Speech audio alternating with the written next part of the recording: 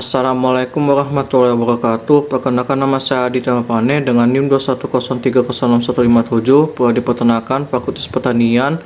Di sini saya akan menjelaskan praktikum biokimia tentang enzim dan koenzim dengan dosen pengampu Putra Dipidana Sari SPT MP.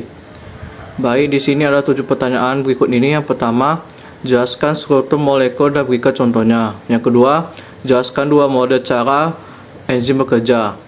Yang ketiga, jelaskan klasifikasi enzim secara internasional dan berikan contohnya masing-masing. Yang keempat, jelaskan sifat-sifat enzim. Yang kelima, jelaskan bagaimana proses katalisator dalam bekerja. Yang keenam, jelaskan faktor apa saja yang mempengaruhi kerja dari enzim dan berikan contohnya. Yang ketujuh, jelaskan bagaimana feedback mekanisme inhibitor dapat terjadi pada enzim. Berikut saya akan menjawab pertanyaan tersebut. Yang pertama, nomor 1, struktur molekul dari enzim terdiri atas 2, yaitu protein dan juga koenzim. Enzim biasanya disebut dengan holoenzim dikarenakan enzim memiliki struktur yang sempurna dan juga aktif mengkatalisis bersama logam. Lalu kita masuk ke struktur yang pertama, yaitu protein. Pada protein biasanya sering disebut apoenzim. Pada apoenzim ini bersifat dominan pada enzim dan mudah dipengaruhi oleh suhu dan juga pH.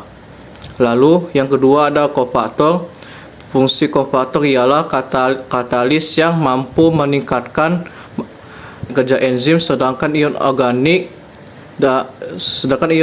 dalam gugus fosfatik disebut koenzim yang berfungsi untuk membedakan gas zat kimia dari unsur enzim ke enzim lain. Kofaktor dibedakan lagi menjadi 2, yaitu yang pertama koenzim atau senyawa organik vitamin, di mana senyawa kovalen akan berikatan dengan enzim, dan kedua ada gugus fosfatik atau mineral. Contoh enzimnya yaitu amilase, tripsin, lipase, DNA, polimerase, dan lainnya.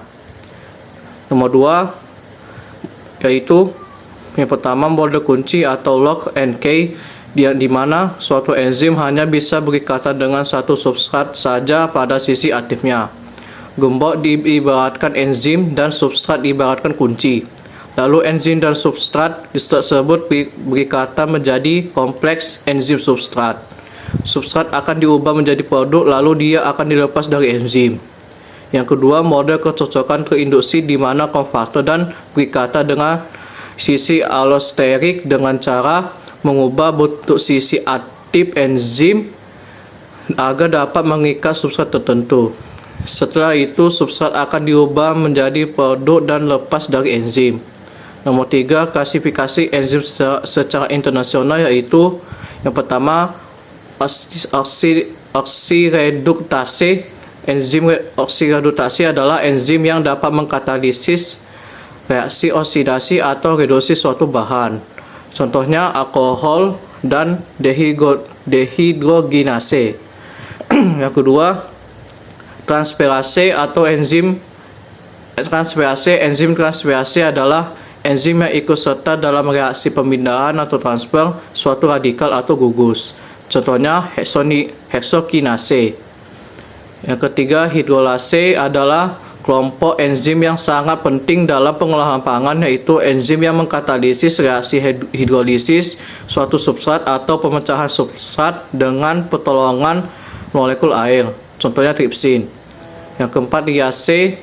Enzim liase adalah enzim yang aktif dalam pemecahan ikatan C5C, ikatan C5O dengan tidak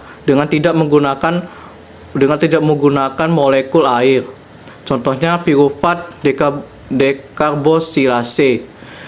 Yang kelima, isomerase. Enzim isomerase adalah enzim yang mengkatalisasi reaksi perubahan konfigurasi molekul dengan cara pengaturan kembali atom dan atom substrat sehingga dihasilkan molekul baru. Contohnya maleat isomerase. Dan yang terakhir, ligase. Enzim ligase adalah enzim yang mengkatalisis pembentukan ikatan tertentu. Contohnya pirufat karboksilase. Nomor 4 yaitu enzim sebagai katalisator. Enzim merupakan katalis yang dapat mengubah laju reaksi tanpa ikut bereaksi. Kemudian enzim itu suatu protein. Suatu dari suatu enzim tidak lain adalah protein karena aktivitas katalitiknya bergantung pada integritas strukturnya sebagai protein. Walaupun ada beberapa senyawa yang dapat bertindak sebagai katalis, misalnya RNA. Kemudian enzim itu khusus enzim itu khusus. Fungsi enzim itu tertentu, tiap perubahan zat tertentu diperlukan suatu jenis enzim tertentu pula. Misalnya enzim katalase hanya digunakan untuk menguraikan H2O2, amilase hanya untuk mengkatalisis amilum sebagai substratnya. Kemudian enzim ada yang bisa bekerja bolak-balik, beberapa enzim kerjanya dapat bolak-balik. Misalnya enzim lipase dapat bekerja untuk mengkatalisis molekul lemak menjadi komponen penyusunnya, yaitu asam lemak dan gliserol, atau sebaliknya menyusun lemak dari komponennya. Nomor 5, suatu reaksi kimia dapat terjadi jika molekul yang terlibat memiliki cukup energi internal untuk membawa ke puncak bukit energi menuju bentuk reaktif yang disebut tahap transisi. Energi aktivitas suatu reaksi adalah jumlah energi dalam kalori yang diperlukan untuk membawa semua molekul pada satu mol senyawa pada suhu tertentu menuju tingkat transisi pada puncak batas energi. Suatu reaksi kimia dapat dipercepat dengan dua cara, yaitu yang pertama meningkatkan suhu dan kedua dengan memberinya katalis. Nomor 6, yaitu yang pertama suhu. Kerja suatu enzim sangat dipengaruhi suhu lingkungannya. Setiap kenaikan suhu 10 Celcius, kecepatan enzim akan menjadi 2 kali lipat. Yang kedua, pH. Semua enzim pK terhadap perubahan pH dan non-aktif pada lingkungan pH sangat rendah atau asam kuat, dan pH tinggi atau basa kuat. Contohnya, enzim pepsin memiliki pH optimum 2, sedangkan enzim tripsin memiliki pH optimum 8,5. Dan yang terakhir, konsentrasi enzim, substrat, dan kofaktor. Jika pH dan suhu suatu sistem enzim adalah konstan dan jumlah substrat berlebihan, maka laju reaksinya adalah sebanding dengan jumlah enzim yang ada. Sebaliknya, jika pH, suhu, dan konsentrasi enzim konstan, maka laju reaksi adalah sebanding dengan jumlah substrat. Nomor 7 yang terakhir, dalam sistem biologis, kecepatan kerja enzim dapat dipengaruhi oleh kehadiran suatu molekul lain yang dapat berperan sebagai pemicu aktivator atau penghambat atau inhibitor. Keduanya biasanya disebut secara bersama-sama dan sebagai efektor. Pola umum pengontrolan jalur metabolisme biasanya terjadi ketika enzim pertama pada jalur metabolisme tersebut dihambat kerjanya oleh hasil akhir dari jalur metabolisme tersebut.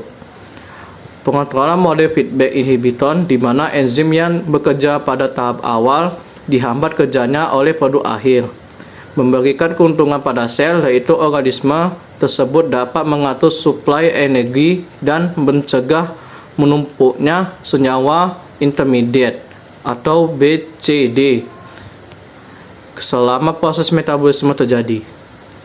Banyak jalur metabolisme dalam tubuh organisme berbentuk cabang, sehingga proses feedback inhibitor yang terjadi dapat berlangsung di beberapa lokasi. Baik, demikian praktikum biokimia.